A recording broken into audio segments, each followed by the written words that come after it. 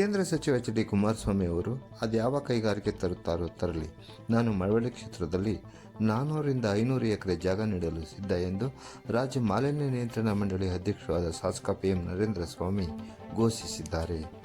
ಮಳವಳ್ಳಿ ಪಟ್ಟಣದ ಪ್ರವಾಸಿ ಮಂದಿರದಲ್ಲಿ ಮಂಗಳವಾರ ಸಂಜೆ 7:30 ಸಮಯದಲ್ಲಿ ಸುದ್ದಿಗೋಷ್ಠಿಯನ್ನು ಉದ್ದೇಶಿಸಿ ಮಾತನಾಡಿದ ಅವರು, ಕಳೆದ 1.5 ವರ್ಷದಲ್ಲಿ ಕೈಗಾರಿಕೆ ಸ್ಥಾಪನೆ ಬಗ್ಗೆ ಸರ್ಕಾರದ ಮುಂದೆ ಅಥವಾ ಜಿಲ್ಲಾಡಳಿತದ ಮುಂದಾಗಲಿ ಒಂದೇ ಒಂದು ಪ್ರಸ್ತಾವನೆ ಇಟ್ಟಿಲ್ಲ.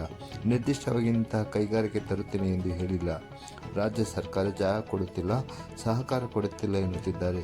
ಜಿಲ್ಲೆಗೆ ಕೈಗಾರಿಕೆ ತರಲಾಗದಿರುವ ತಮ್ಮ ದೌರ್ಬಲ್ಯವನ್ನು ಸರ್ಕಾರ ಟೀಕಿಸುವ ಮೂಲಕ ತೋರ್ಪಡಿಸುತ್ತಿದ್ದಾರೆ ಎಂದು ಟೀಕಿಸಿದರು.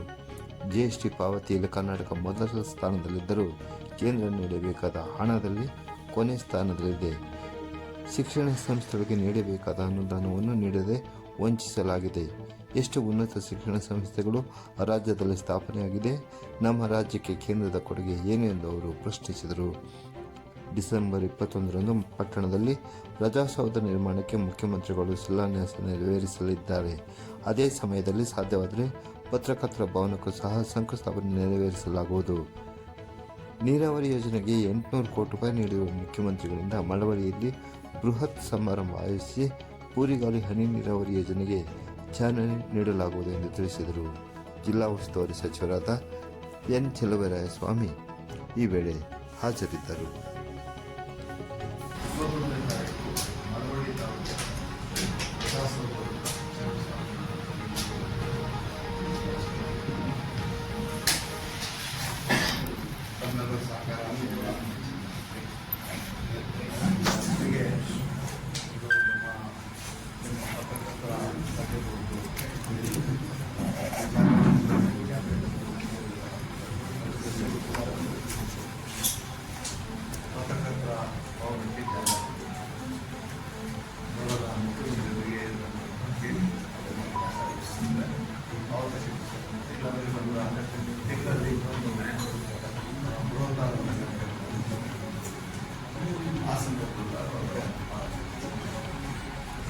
ನಮ್ಮ ಜಿಲ್ಲೆಗೆ ಇನ್ನೇನು 1.5 ವರ್ಷ 2 ವರ್ಷ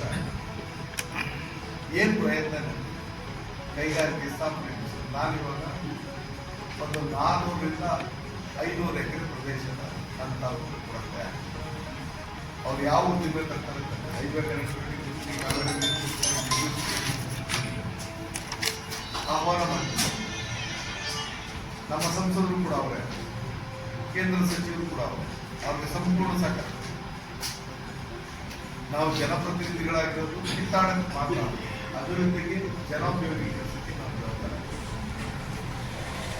ಯಾವ ರೀತಿಯಲ್ಲಾದ್ರೂ ಇವತ್ತಿನ ಶಿಕ್ಷಣ ವ್ಯವಸ್ಥೆಗೆ ಕೇಂದ್ರದ ಪಾಲನೆ ಆಗ್ತಾ ಇದೆ ಅಥವಾ ಹಿಂದೆ ನಮ್ಮ ರಾಜ್ಯದಲ್ಲಿ ಕೇಂದ್ರದ ಸಹಕಾರದಿಂದ ಯಾವ್ಯಾವ ಉನ್ನತ ಶಿಕ್ಷಣದ ಸಂಸ್ಥೆಗಳು ಸ್ಥಾಪನೆ ಆಗಿದೆ, ಈ ಕೇಸ್ ಆಗಿದೆ.